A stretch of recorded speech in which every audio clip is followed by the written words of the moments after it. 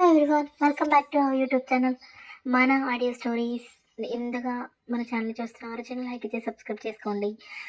నేను ఒక వీడియో పెట్టాను, భర్త భార్య ఎలా ఉండాలి, గొడవలు పడకుండా ఎలా సాల్వ్ చేసుకోవాలి అనే వీడియో పెట్టాను.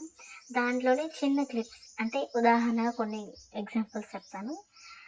అండ్ ఏంటంటే అందరి లైఫ్ ఒకేలాగా లీడ్ కాదు కదండి. ఎలా అంటున్నానంటే అందరి లైఫ్ బ్యాగ్ తీసుకొచ్చి అక్కడ సోఫా మీద పడేసి హ్యాక్ చేసుకొని ఇలా ఉండదు కదా. ల్యాప్టాప్ ముందర కూర్చొని అలా చెప్పలేను, ఎందుకంటే నేను చెప్పేదే అన్ని మధ్యతరగతి పేద ఉన్నవాళ్ళు అలా చూసి చెప్తున్నాను. ఎగ్జాంపుల్ మధ్యతరగతి తీసుకుందాం. ఉన్నవాళ్ళంటే బ్యాగ్ పక్కన పెట్టి ల్యాప్టాప్ అని చెప్పచ్చు. పేదవాళ్ళకి ఏం చెప్తాం మనం ఎగ్జాంపుల్, అలా మధ్యతరగతి వాళ్ళకి ఏం చెప్తాం అలా చెప్తున్నాం. జస్ట్ అందరి పని ఒకేలా ఉండదు కాబట్టి. అయితే ఏమంటానంటే ఒక కర్రీ తీసుకుందామండి. కర్రీ తింటారు, బాగుంది అని చెప్పండి. బాగుంది అని చెప్పడంలో ఉండే హ్యాపీనెస్, మెచ్చుకోవడంలో ఉండేది దేంట్లో ఉండదండి. ప్లీజ్, పెద్ద పెద్ద గిఫ్ట్స్ ఇచ్చేంత రేంజ్ ఎవరికి లేకపోవచ్చు. ఉన్న వాళ్ళు చేసుకుంటారు, కానీ లేని వాళ్ళైనా వాళ్ళు చేసిన పనులని అప్రిషియేట్ చేయండి చాలు. కూర బాగుంది, పిల్లల్ని ఇట్లా చూసుకుంటున్నావు, నేను పొద్దుంతా కష్టపడుతున్నాను, నువ్వు ఇంత ఎలా హ్యాండిల్ చేస్తున్నావు, అమ్మో ఎంత కష్టమైన పని అయినా చేస్తావు, నువ్వు నాకు దొరకడం ఎంత అదృష్టం అని అనొచ్చు ఆడవాళ్ళను. అదే అబ్బాయిలని అంటే భర్తలు తీసుకోండి. ఇప్పుడు ఆడవాళ్ళ వర్షం తీసుకుంటే ఏంటండి ఇంత కష్టపడతారు అమ్మ కోసం, ఎప్పుడు కనీసం కాస్త రెస్ట్ తీసుకోండి, మీరు ఉండండి ఇంట్లో ఉండి కాస్త రెస్ట్ తీసుకోండి, మీరు ఇంట్లో ఉంటే సంతోషం నాకు, ఇంత కష్టపడుతున్నారు, నేను ఎంత అదృష్టం చేసుకున్నానండి, నన్ను కాలు కింద పెట్టకుండా చూసుకునే భర్త దొరికాడు అని అలా అప్రిషియేట్ చేయండి. ఆడవాళ్ళైనా సరే మగవాళ్ళైనా సరే అలా మీకు తగ్గ మీ సిచ్యువేషన్ బట్టి అప్రిషియేషన్ అనేది చాలా ఇంపార్టెంట్ అనమాట. మెచ్చుకుంటూ ఉంటే ఫస్ట్ మనసు బాగుండాలి కదా, మనసు బాగుంటుంది, అలా చేస్తుంటే మనసు బాగుంటుంది. ఇంపార్టెన్స్ ఇవ్వండి. ప్రతి ఒక్క ఇంపార్టెంట్ అనేది చాలా ఇంపార్టెన్స్ అనేది ముఖ్యమండి. ఇప్పుడు అందరూ బంగ్లాలు అడగారు కదా, చిన్న చిన్న పాయింట్స్ అడుగుతూ ఉంటారు.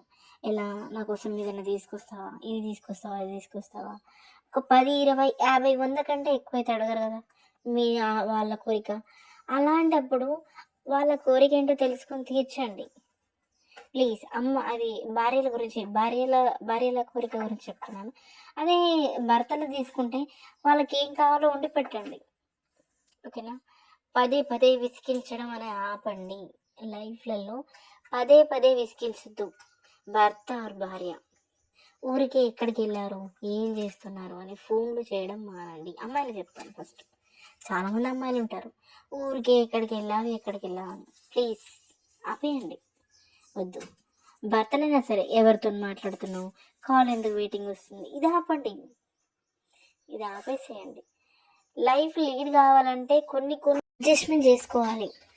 ఇప్పుడు నువ్వు ఎలా ఆలోచిస్తున్నావో తను అలా ఆలోచించాలని రూల్ లేదు కదా. ఇద్దరి ఆలోచన ఒకటైతే కాదు, ఇద్దరి ఆలోచన ఒకటి ఉన్నప్పుడు ఇలాంటి సమస్యలు ఏది ఉండదు చుట్టుపక్కల. అది అర్థం చేసుకోండి. మెయిన్గా మీ లైఫ్ ఎప్పుడు సంతోషంగా ఉండాలి అంటే అనుమానాలు తగ్గించుకోండి, అభిమానం పెంచుకోండి, అంతే. ఏమీ లేదు. మీరు ఎక్కడో ఏమో కొన్ని కోట్లు పోసినా అనుమానం తీరని కొన్ని ఉంటాయి తెలుసా. అనుమానం తీరవు, కొన్ని కోట్లు ఇచ్చిన ఎందుకు తీరదు అనుమానం? అది మన లోపల ఉన్న అనుమానం తీరదు. అది అమ్మాయికైనా అబ్బాయికైనా, భార్యకైనా భర్తకైనా.